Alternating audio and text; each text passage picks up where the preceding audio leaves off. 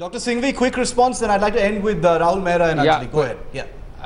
I have to leave, so as I leave, a very quick response. Reaction. First of all, as the Aam Aadmi Party, I think it's definitely a remarkable achievement, and I think we wish them well. Personally, I think it's something of great credit. But I must say that while you make all these protestations of humility, please actually be humble. Don't abuse everybody around you because you think you are the cat's whiskers as far as morality is concerned.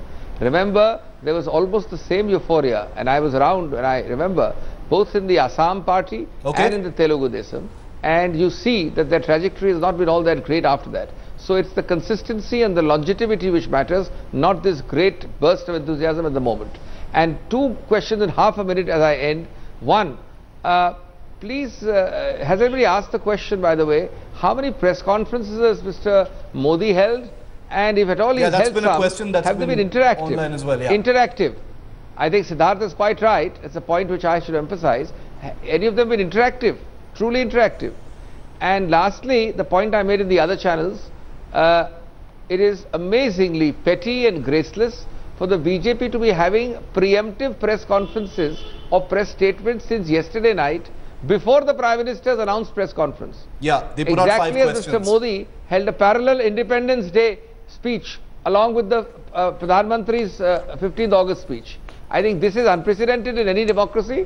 It shows you don't respect your Prime Minister of the country, and it shows how either you're so insecure and fearful or so petty and graceless. Nirmala, quick response, then I'll get Rahul Mehra in and then we have to wrap up. Yeah.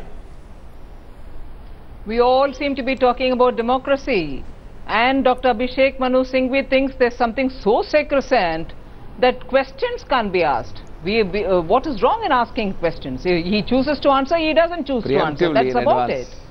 And to think that, what is preemptive about asking questions? We've asked questions. Have we said the Prime Minister's answers have got to be A, B, C? No. The answers are his prerogative. Just as asking question is the prerogative of the citizens, inclusive of opposition parties. So let's not have this lecture from Congress party. Utter silence, total silence before the cyclone kind of an attitude. I think asking question is the duty of the opposition. We'll ask it. You choose to answer, you don't.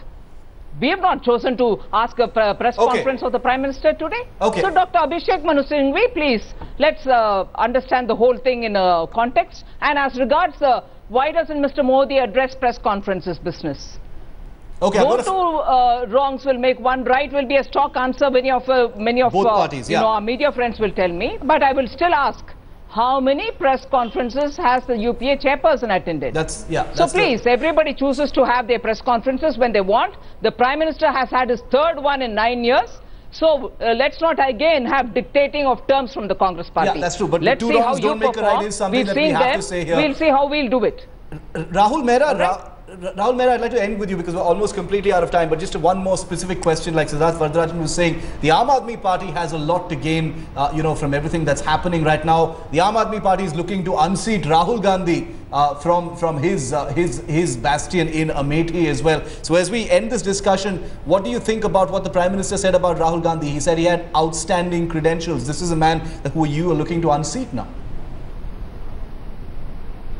Well, since the same Prime Minister, the Honourable Prime Minister, also talked a lot about the corruption and the polity and the way all the corruption has been wiped off just because of one election, leaves a lot to be desired as far as what he thinks about the credentials to be a Prime Minister of this country. So I will leave it at that. I think actions need to be louder than words, and I hope in the coming months our actions in Delhi will be louder than our words and our promises, and we shall walk our talk. I have no doubt about that.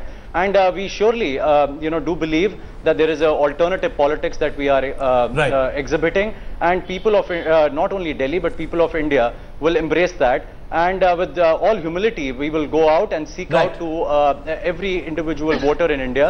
And I hope from the bipolar politics of BJP and Congress, we can just come out of these fixations with personalities of Rahul, which is what Arvind Kejriwal also said. Yes. You know, Modi, and go towards ideologies, go towards the policies, and go towards specific issues, and that's what is going to strengthen our democracy. I want to leave the last word with Aditi Phadnis, because she was the only journalist in this discussion who was there at that press conference. Aditi, are we likely? You said the people you've been speaking to from the Congress have been holding their heads in their hands.